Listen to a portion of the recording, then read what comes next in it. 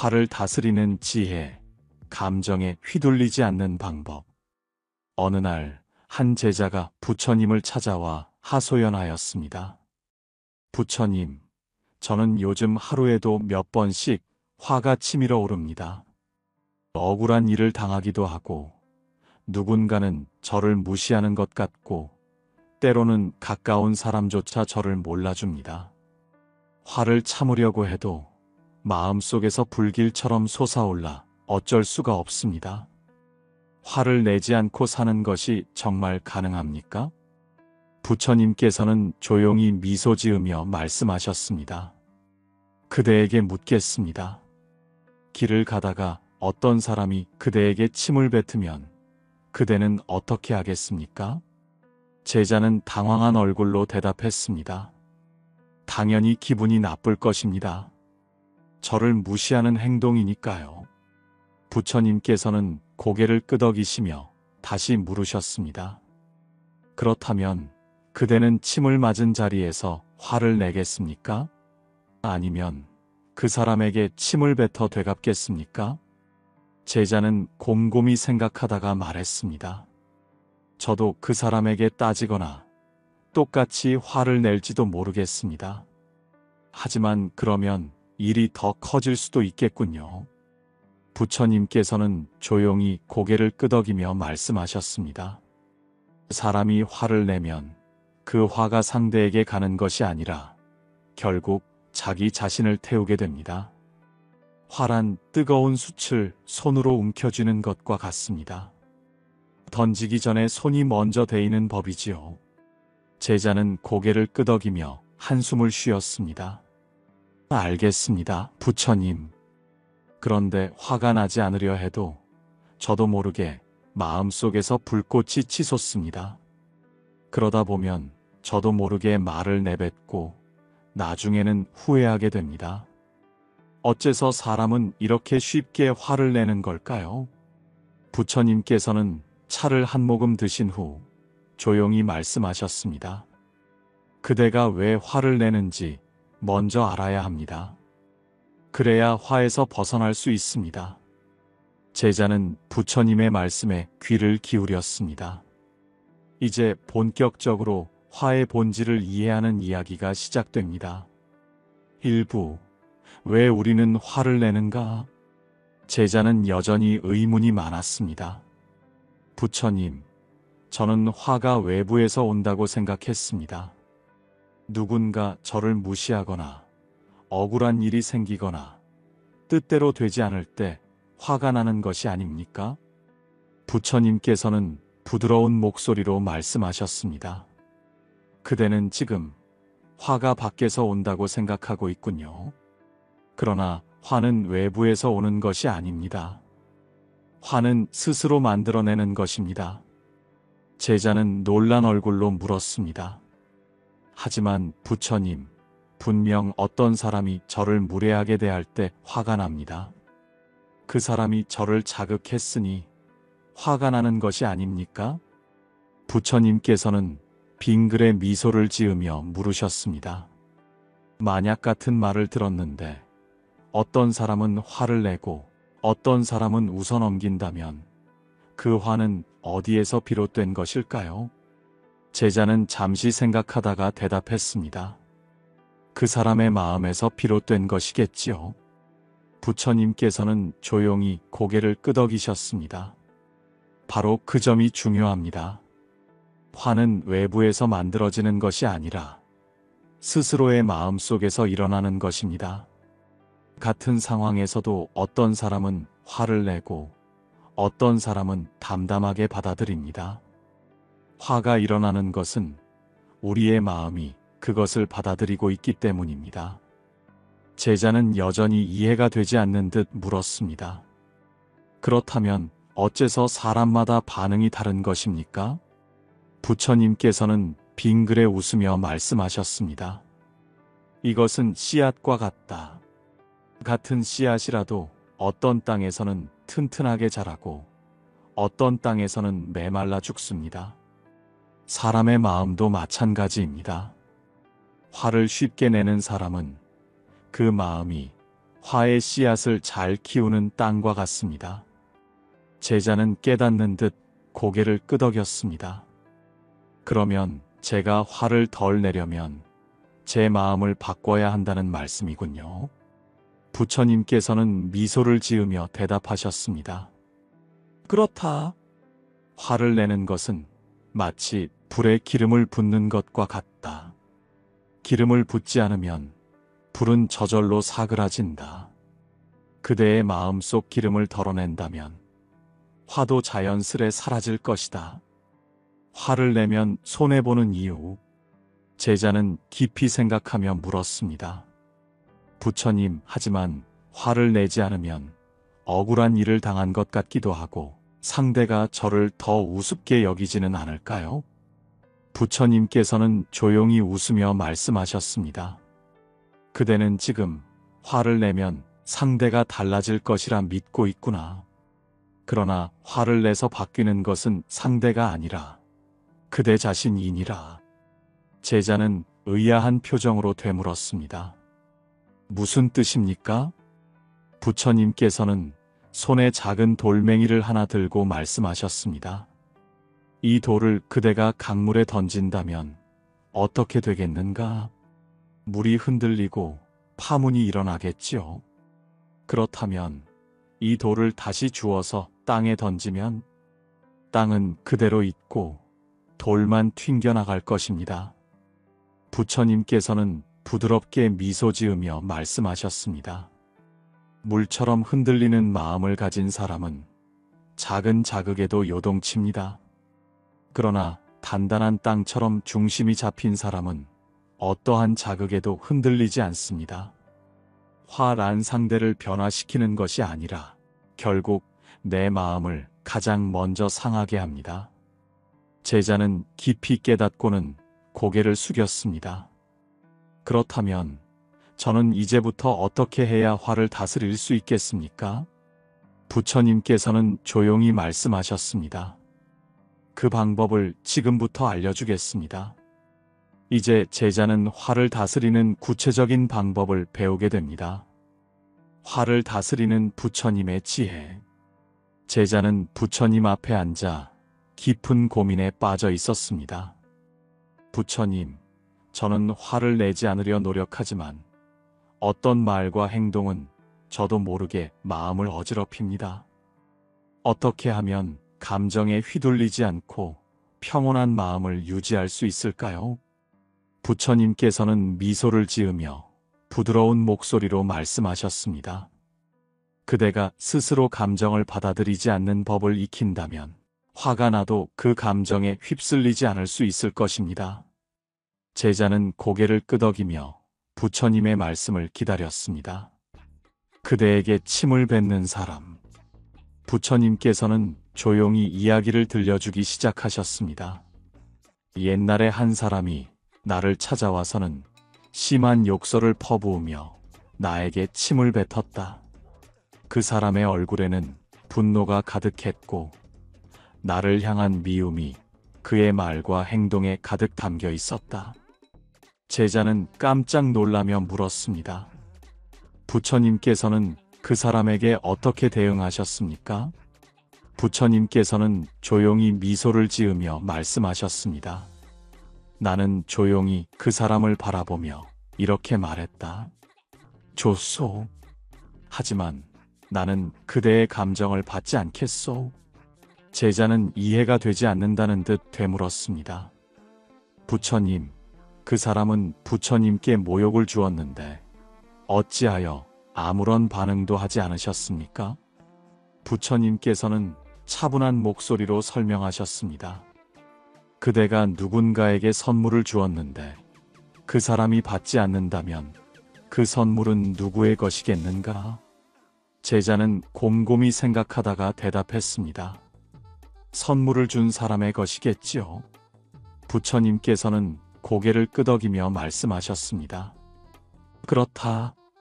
누군가 나에게 화를 내고 모욕을 퍼부어도 내가 그것을 받아들이지 않는다면 그 감정은 오롯이 그 사람의 것이 된다. 그러므로 나는 그의 화를 받지 않았다. 화란 내가 받아들이지 않는다면 결코 내 것이 되지 않는다. 제자는 깊이 깨달은 듯 고개를 끄덕였습니다. 그러면 저도 누군가 저를 화나게 할 때 그 감정을 받지 않도록 연습해야 하겠군요. 부처님께서는 미소 지으며 말씀하셨습니다. 그렇다. 화를 다스리는 첫 번째 방법은 감정을 받아들이지 않는 연습을 하는 것이다. 독화살의 비유. 제자는 부처님의 말씀을 듣고도 여전히 궁금한 것이 많았습니다. 부처님, 저는 어떤 말은 흘려보낼 수 있지만 어떤 일들은 너무 억울해서 그냥 참기 어렵습니다. 저는 가끔 이런 생각이 듭니다. 왜 하필 나에게 이런 일이 일어났을까? 이럴 때는 어떻게 해야 합니까? 부처님께서는 조용히 고개를 끄덕이셨습니다. 그대는 지금 독화살을 맞은 사람과 같구나. 제자는 의아한 얼굴로 되물었습니다. 독화살이요? 부처님께서는 조용히 이야기를 이어가셨습니다. 어떤 사람이 길을 가다가 독이 묻은 화살을 맞았다고 생각해 보거라. 이 사람이 해야 할 가장 중요한 일은 무엇이겠는가? 제자는 대답했습니다. 당연히 화살을 빼내고 치료하는 것이 중요하겠지요. 부처님께서는 고개를 끄덕이셨습니다. 그러나 어떤 사람은 화살을 맞고도 이렇게 말한다. 이 화살은 어디서 날아왔는가? 누가 쏜 것인가? 화살의 독은 어떤 성분인가? 이렇게 질문만 하다가 정작 화살을 빼는 것을 잊어버린다면 그 사람은 어떻게 되겠는가? 제자는 눈을 크게 뜨고 대답했습니다. 결국 치료하지 못하고 스스로 더 큰 고통을 겪겠지요. 부처님께서는 미소를 지으며 말씀하셨습니다. 그렇다. 사람들은 억울한 일을 당하면 화를 내면서 스스로를 더 괴롭게 만든다. 마치 독화살을 맞았는데도 화살을 빼지 않고 왜 이런 일이 생겼는지만 고민하는 것과 같다. 그러나 진정으로 지혜로운 사람은 독화살을 맞았을 때 곧바로 그것을 빼내고 상처를 치료할 것이다. 제자는 깊이 깨닫고 조용히 고개를 끄덕였습니다. 그렇다면 화가 날 때마다 내가 지금 독화살을 쥐고 있는가? 라고 스스로 물어보아야 하겠군요. 부처님께서는 따뜻한 미소를 지으며 말씀하셨습니다. 옳다. 화를 다스리는 두 번째 방법은 화가 날 때마다 나는 지금 독화살을 쥐고 있는가? 를 스스로 묻는 것이다. 물 위의 글자. 제자는 부처님의 말씀을 듣고 많이 깨달았지만 여전히 한 가지 고민이 남아 있었습니다. 부처님, 저는 어떤 일은 잊어버리고 싶어도 쉽지 않습니다. 화가 난 일을 자꾸 떠올리게 됩니다. 어떤 말은 오랫동안 제 마음속에 남아 계속 저를 괴롭힙니다. 어떻게 하면 이런 감정을 빨리 흘려보낼 수 있을까요? 부처님께서는 빙글에 미소 지으며 말씀하셨습니다. 그대는 물 위에 글씨를 써본 적이 있는가? 제자는 고개를 저으며 대답했습니다. 아닙니다. 종이에는 써본 적이 있지만 물 위에 써본 적은 없습니다. 부처님께서는 조용히 말씀하셨습니다. 그렇다면 한번 해보아라.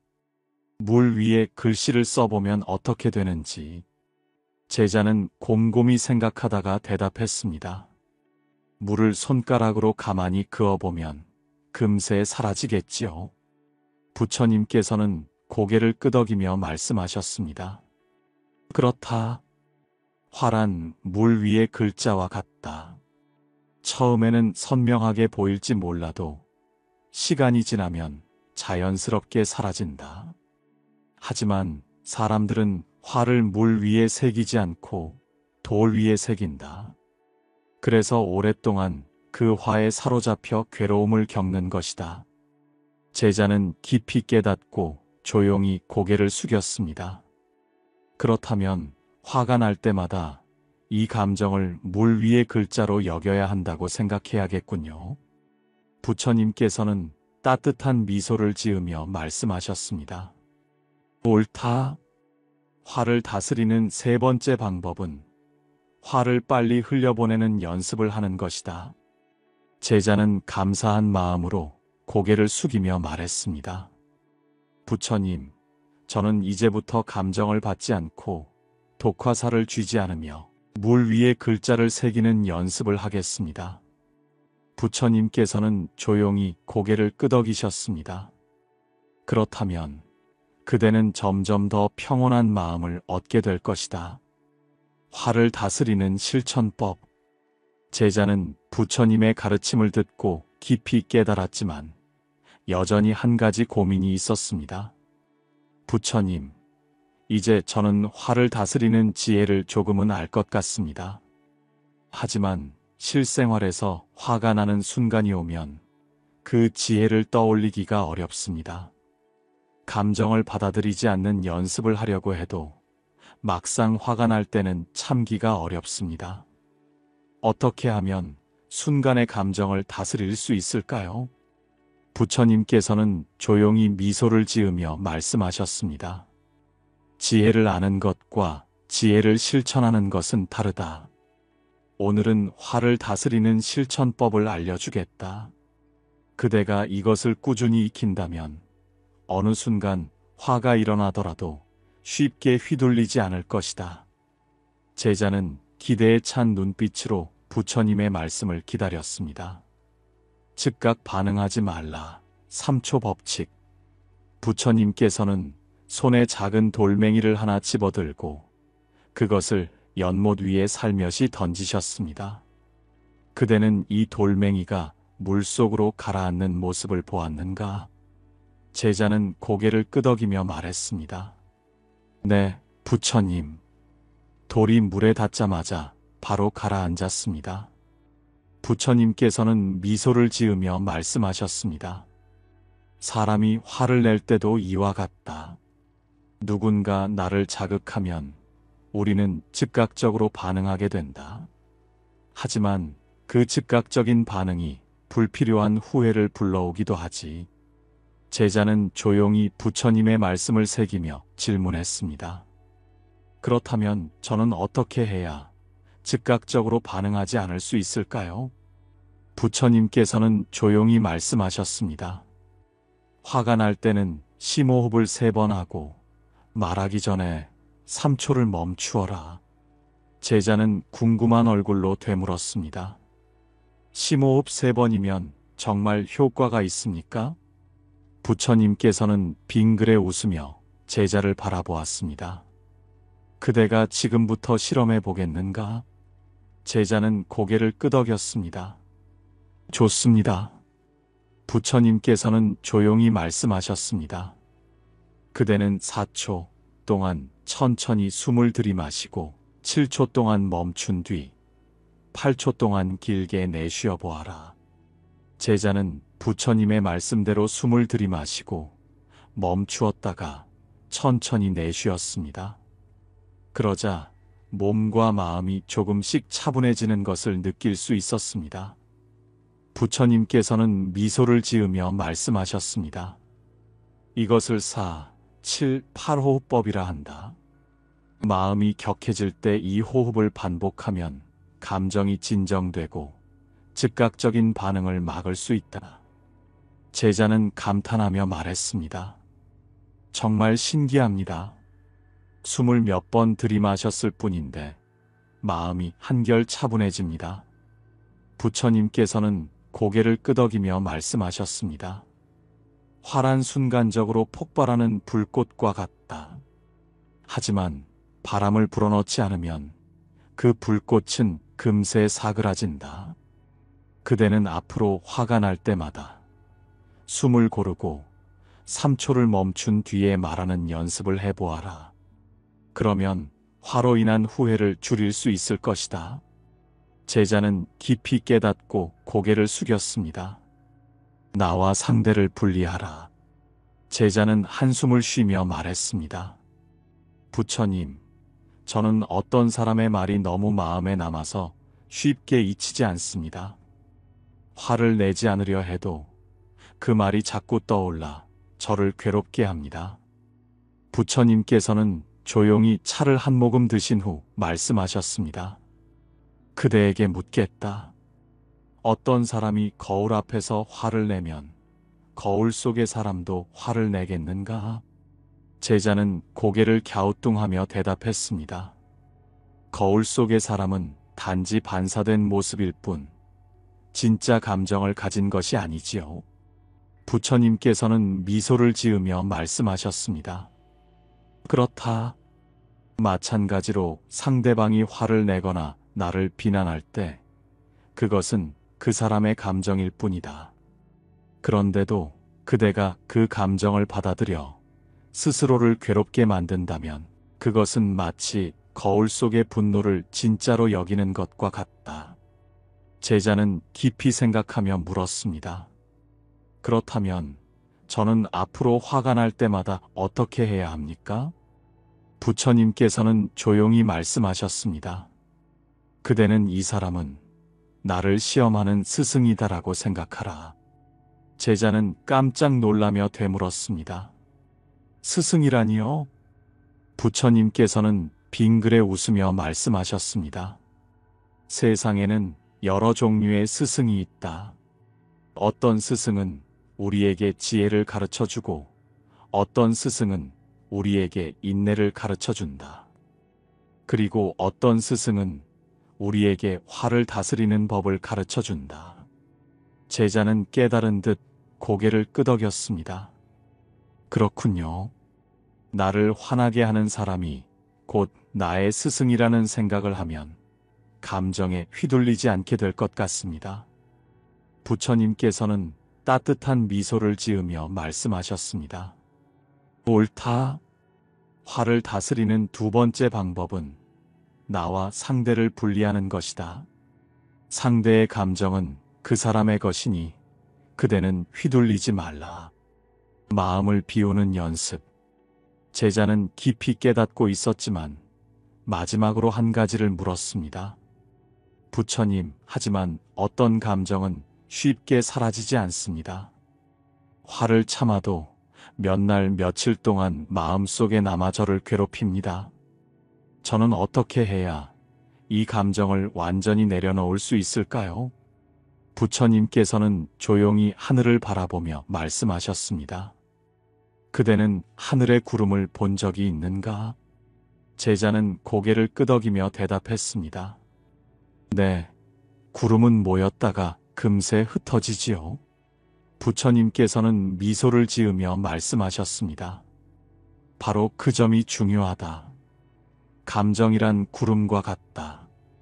순간적으로 머물지만 결국 흩어지는 것이다. 다만 사람들이 그것을 붙잡고 놓지 않으려 하기에 괴로움이 생기는 것이다. 제자는 깊이 깨달으며 말했습니다. 그러면 저는 하루를 마무리할 때마다 오늘 나를 화나게 한 일들을 흘려보내자고 생각하며 명상해야겠군요. 부처님께서는 고개를 끄덕이시며 말씀하셨습니다. 그렇다. 화를 다스리는 세 번째 방법은 마음을 비우는 연습을 하는 것이다. 모든 것은 변한다. 지금의 화도 지나갈 것이다. 제자는 깊이 감사하며 부처님께 절을 올렸습니다. 부처님, 감사합니다. 저는 이제부터 화를 즉각적으로 반응하지 않고 나와 상대를 분리하며 마음을 비우는 연습을 하겠습니다. 부처님께서는 따뜻한 미소를 지으며 말씀하셨습니다. 그렇다면 그대는 점점 더 평온한 사람이 될 것이다. 평온한 마음을 위한 기도와 마무리. 부처님께서는 제자와 함께 조용한 연못가에 앉아 있었습니다. 물결은 잔잔했고 새소리가 은은하게 들려왔습니다. 제자는 부처님의 가르침을 되새기며 깊은 깨달음을 얻었지만 마지막으로 다시 한번 물었습니다. 부처님, 저는 이제 화를 다스리는 방법을 배웠습니다. 하지만 때로는 저도 모르게 감정이 올라오고 순간적으로 흔들릴 때가 있을 것 같습니다. 그런 순간에 저를 다잡을 수 있는 방법이 있을까요?